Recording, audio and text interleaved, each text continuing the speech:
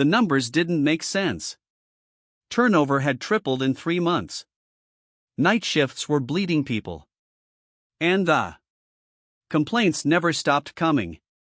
Jackson stared at the report. It was clean. Printed, structured, but something inside him said, this is wrong. He had built this company from a dusty warehouse with 3 workers. He knew what real work looked like. And this wasn't it. Every excuse felt recycled. People don't want to work nights. It's just post-pandemic fatigue. But if that were true, why only this location? He leaned back. The silence of his office suddenly felt dishonest. There were stories buried under those numbers. And no one was telling them. Not HR, not the managers, not even the workers. So he made a decision. No more filters, no more distance. He had to see it, feel it, live it, and he would do it alone. He told no one. Not his assistants, not his board, not even his wife. Jackson packed a small bag, old boots, a plain hoodie, a cap that hid most of his face. He shaved off the beard he'd worn for 20 years, left the watch his daughter gave him, took a cheap plastic one instead. He didn't want to be seen. He wanted to disappear. The warehouse was across town, far from the skyline his office overlooked. Far from comfort, from power, from control. Midnight. He parked behind the loading dock. No one noticed the car. No one knew the man inside it. He sat still, listening to the hum of machines behind the walls and the silence between shifts. Something about it felt heavier than noise.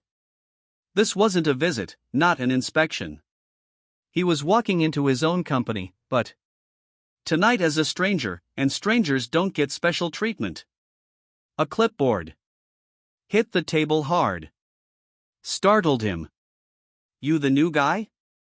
Jackson nodded, kept his voice low. Yeah, just trying to make ends meet. Greg didn't smile, didn't look up, just muttered, don't slow us down.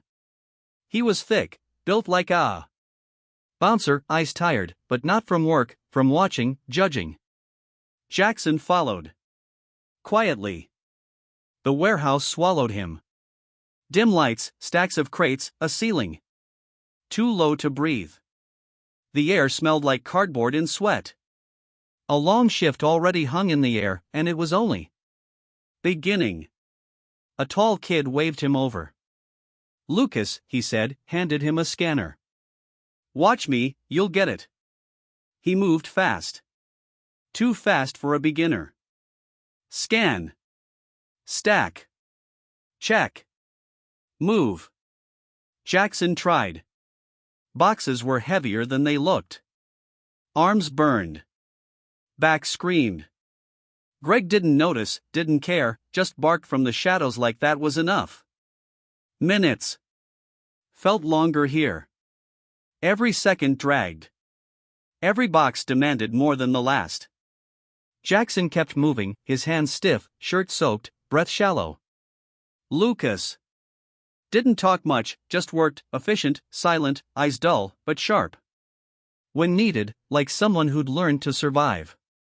Jackson followed his rhythm. Missed a barcode. Had to scan twice. Greg shouted from across the floor. You deaf or just slow? No one reacted, not even Lucas. As if they'd all learned. Silence keeps you safe. Jackson clenched his jaw. Not at the words, but at the normally. 3 hours in, he was breaking down. Not just his body, his spirit.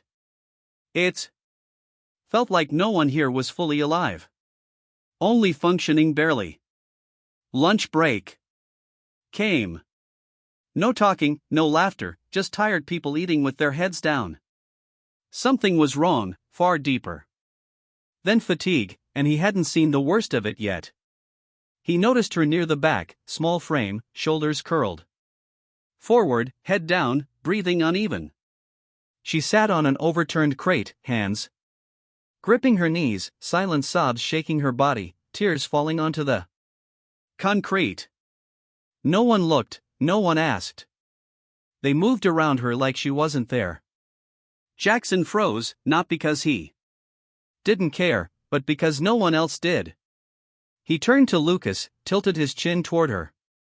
Lucas barely glanced. "That's Lily," he muttered.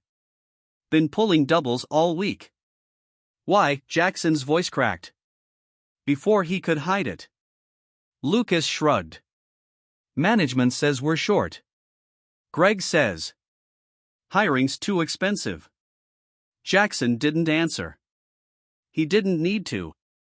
The silence said enough. She wasn't tired. She was breaking. And here, that was just part